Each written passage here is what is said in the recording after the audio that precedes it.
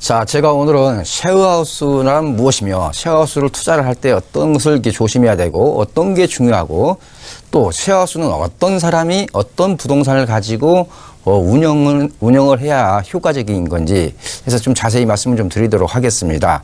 사실 쉐어하우스는 아직 우리나라에서는 아직은 틈새 상품으로서 자리매김을 아직은 좀 못하고 있습니다. 그렇지만은 선진국에서는 아주 보편화된 그런 주거 형태로 보시면 되겠습니다. 제가 그래서 오늘은 쉐어하우스에 대해서 말씀을 좀 드리는데요. 이렇습니다. 제목이 어떻습니까? 수익과 차익을 극대화시키기 위한 쉐어하우스 투자 전략이라고 잡았어요. 그렇다면은 수익과 차익을 극대화시킨다는 이 얘기는 무슨 얘기냐면요. 우리가 임대 수익형 부동산의 가격 P는 R분의 A라는 공식에 의해서 가격이 결정됩니다.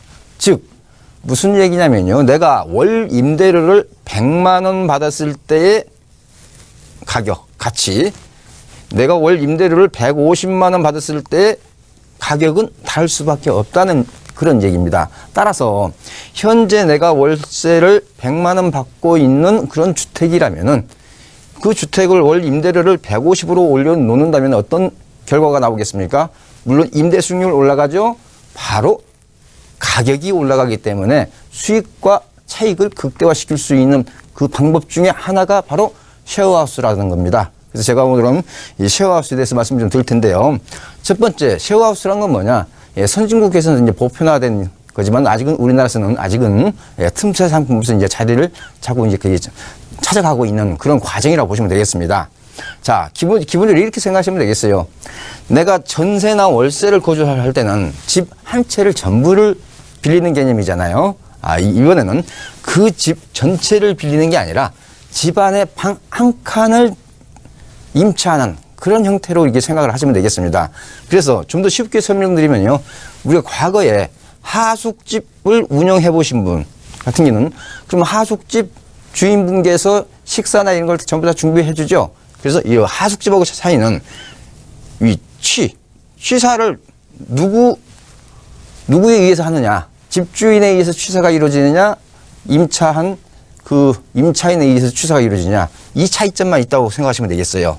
자, 그래서 기본적으로 상대적으로 저렴한 월 차임. 그러면서 기본적으로 이제 보증금이 없는 게 이제 일반적입니다. 그렇지만 보증금이 없는 대신에 일반적으로 예치금이라고 하는 것은 좀 존재를 합니다. 자, 그리고 상대적으로 주거 환경이 우수하죠. 좀 유사한 이 방 크기에 비해서, 즉 고시텔이나 원룸텔에 비해서는 상대적으로 훨씬 더 우수한 그런 주거 환경을 가진 데서 거주를 할 수 있다는 거고요. 아까도 말씀드렸습니다만 유럽 같은 경우는 약 30% 정도가 이런 형태, 쉐어하우스 형태에서 거주를 하고 있는 게 이제 현실이고요. 아직은 우리나라는 아직 초보 단계다. 자, 그러면서 우리나라에서도 아직은 이 쉐어하우스가 정착은 안 됐습니다만 쉐어하우스를 전문적으로 이렇게 운영해주고 위탁 관리하는 그런 회사가 많이 늘어나고 있는 추세가 되겠습니다. 자, 그다음에 임차인 측면에서의 어떤 장단점을 좀 따져보겠습니다. 아까 말씀드렸듯이 임대인, 집주인 측면에서의 장점이라고 하는 것은 수익과 차익을 극대화시킬 수 있다는 게 장점이 되겠습니다만은 임차인 측면에서 한번 따져보면은 기본적으로 이렇습니다. 다양한 임차인과 정보 교류 및 소통을 할 수 있다는 게 가장 큰 장점이면서요. 2인 1실 기준으로 보통 한 40만에서 60만 원. 보통 서울 같으면은 60만 원까지는 되지 않고요. 대부분이 한 40만 원 수준, 이게 인 기준으로 그렇습니다. 그래서 대학가 원룸보다도 사실 저렴합니다. 그러면서도 주거 환경은 아까도 말씀드렸죠. 좀 더 우수하다고. 자, 그러면서 식비나 공과금은 분담하기 때문에 어떻게 보면 특히 생활비를 절약할 수 있는 그런 측면도 내포되어 있다고 보시면 되겠고요. 또한 외국인과 함께 거주가 가능하다 보니까 다양한 문화라든지 언어를 습득을 할 수 있는 그런 기회가 또 만들어질 수 있는 2차적인 그런 효과도 노릴 수가 있겠고요. 이제 단점이라고 한다는 게 아무래도 개인 사생활의 보장이 좀 어렵다. 즉 사생활의 어떤 경계가 좀 애매모호한 그런 측면이 있습니다. 자, 그렇기 때문에 이런 단점을 이제 극복을 해야 되기 때문에 이게 바로 이제 우리가 투자를 하실 때 이 부분을 어떻게 하면 극복을 할 건가 하는 것을 우리가 잘 생각을 할 필요가 있겠습니다. 자, 그 다음에는 건물의 구조 형태를 좀 보겠습니다. 건물의 구조 형태는 가장 일반적인 것은 이렇습니다. 단독이나 다중주택이라든지 다가구 주택 개념이 적합합니다. 그래서 일반적으로 주방과 거실, 휴게실은 공동 공간이 되겠고요. 그 다음에 이제 방 내부에는 침대라든지 인터넷이라든지 에어컨이라든지 냉장고라든지 이런 옵션들이 일반적으로 잘 구비된 형태를 선호를 하고 있습니다. 자, 또한 단독이나 이런 다중주택 개념도 좋습니다만은 좀 중대형 아파트라든지 연립 다세대 주택도 가능하다. 특히 이 연립 다세대 주택을 보유하고 계신 분이라면은 이번 기회에 이런 쉐어하우스로 한번 전환을 검토해 보는 것도 그 연립 다세대 주택의 가격도 상승시킬 수 있고 임대 수익도 더 올릴 수 있다는 거 꼭 염두에 두시고요. 자, 그 다음에 이제 건물 소유 형태를 보겠습니다. 꼭 내가 내 주택에서 꼭 해야 된다. 이게 아니라는 거죠. 그래서 물론 자가주택에서도 할 수가 있어요. 또 그렇지만은 내가 임차, 즉 전세로 얻어가지고 운영을 할 수도 있고요. 내가 월세로 임차를 해가지고 할 수도 있다는 거죠. 또한 주인이 꼭 거주할 수도 있지만은 거주를 하지 않아도 됩니다. 즉 관리인이라든지요, 유탁회사 모두 가능하다는 거죠.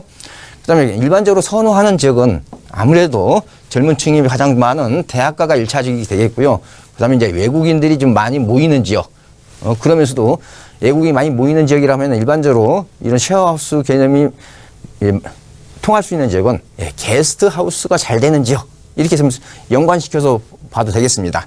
또한 동호인이 선호하는 지역이라든지 그다음에 업무 밀집 배후 지역 같은 경우가 일반적으로 이제 선호한 지역이 되겠습니다.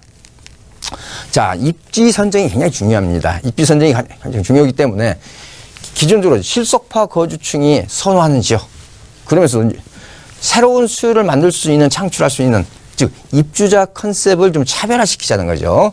좀 예를 들어 보겠습니다.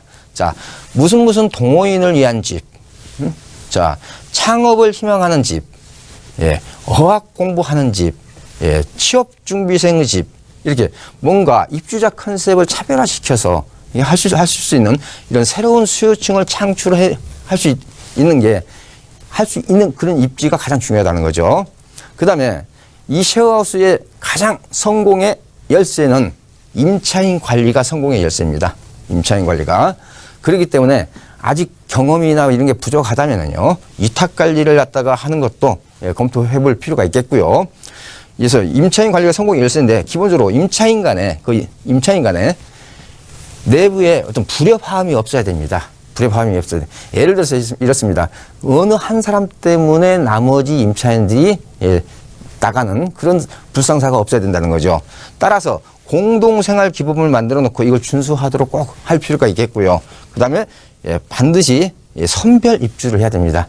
무조건 공실을 갖다 줄이기 위해서 입주를 시키는 것은 좀 바람직하지 않다는 거죠. 자, 그 다음에 이제 내가 임대로 운영을 만약에 이게 계획을 하고 있다면은 몇 가지 좀 주의할 점이 있습니다. 기본적으로 임대차 기간을 가능한 장기로 하셔야 됩니다. 2년이 아니라 예를 들어서 5년, 6년 이게 장기로 임대차 계약을 체결을 해야 된다는 거. 왜 그렇습니까? 거기에 인테리어 관련된 비용이 투입되기 때문에 그렇죠. 그래서 기본적으로 노후주택을 임대 후에 리모델링을 해야 되기 때문에 이 비용 회수 기간을 고려해서 임대차 기간을 기본적으로 장기로 설정하라는 거 말씀드리고요. 또한 또 위탁 관리를 내가 줄 수도 있지 않습니까? 그렇기 때문에 반드시 집주인의 전전대 동의를 사전에 받아둘 필요가 있겠습니다.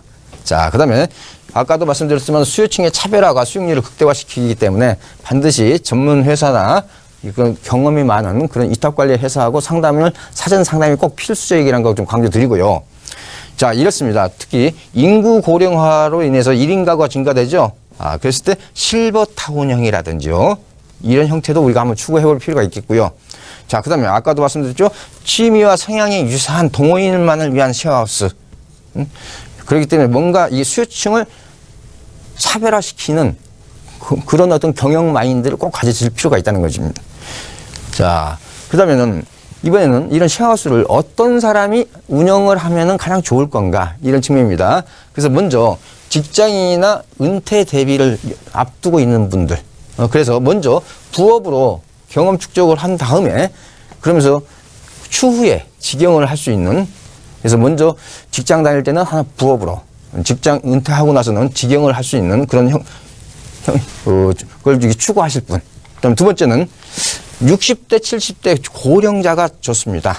고령자가. 왜냐? 젊은 사람들과 같이 생활을 하면서 수익을 창출할 수 있다는 게 상당히 매력적입니다. 자, 예를 들어서 주말만 되면은 아들이라든지 손주, 손자들 오는 것만 기다릴 게 아니고 이런 젊은 사람들과 같이 생활을 하면서 수익까지도 창출할 수 있기 때문에 이렇게 60대, 70대 고령자에게도 적극 제가 권유드릴 수 있는 그런 형태라고 보시면 되겠습니다. 또한 어떤 부동산을 가지고 있는 소유자라면 좀 검토를 해야 되느냐? 이렇습니다. 도심의 대지 20 내지 30평 상당히 신축하기도 과소 면적이죠. 자, 이렇게 과소 면적을 가지고 있는 노후 다가구 주택 소유자 같은 경우 적극적으로 검토하실 필요가 있겠고요. 그다음에 노후 연립주택이나 노후 연립주택, 즉 우리가 재개발 지역이 아닌 지역에서의 노후 연립주택은 참 매도도 힘듭니다. 매도도 상당히 어려워요. 그렇지만은 이런 노후 연립주택을 이런 쉐어하우스 형태로 바꿔놓으면은 아까도 말씀드렸습니다만은 이런 매가, 즉 차익을 갖다가 극대화시킬 수 있다는 거죠. 그러면서 말 그대로 되팔기 좋은 부동산으로 전환이 가능하다는 점입니다. 그래서 제가 다시 한번 강조드립니다. 우리 부동산의 가격은 R분의 A로 결정이 됩니다. 그렇다면 수익률을 올려놓으면은 즉 내가 팔고자 하는 가격이 올라간다는 거. 그래서 임대 수익과 양도 차익을 극대화시킬 수 있는 전략 중에 가장 유효한 방법 중에 하나가 이 쉐어하우스로 전환을 시킨다는 겁니다. 그래서 제가 우리 아시아경제 시청자 여러분께서 내가 지금 가지고 있는 부동산 주택이 참 처분하기도 좀 애매하다. 그렇다면 이번 기회에 이런 쉐어하우스로 한번 바꾸셔서 수익과 차익을 극대화시킬 수 있는 방법을 한번 모색을 하신다면 굉장히 좋은 방법이라 생각해서 제가 오늘은 쉐어하우스 투자 전략에 대해서 좀 정리해서 말씀 좀 드렸습니다.